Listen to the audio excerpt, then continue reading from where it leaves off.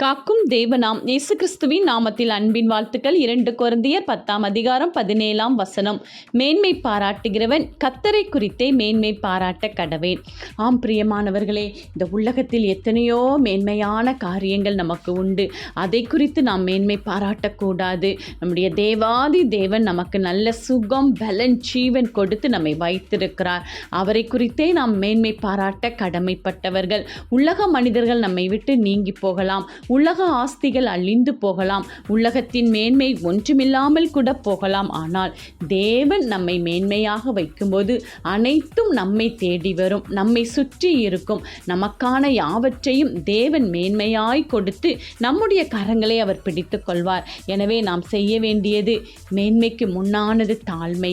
அந்த தாழ்மையை நாம் தரித்து கொள்ளும் பொழுது மேன்மையான ஆவியானவர் நம்மோடு வந்து எல்லா இடத்திலும் நம்மை மேன்மைப்படுத்துவார். ஆமேன்.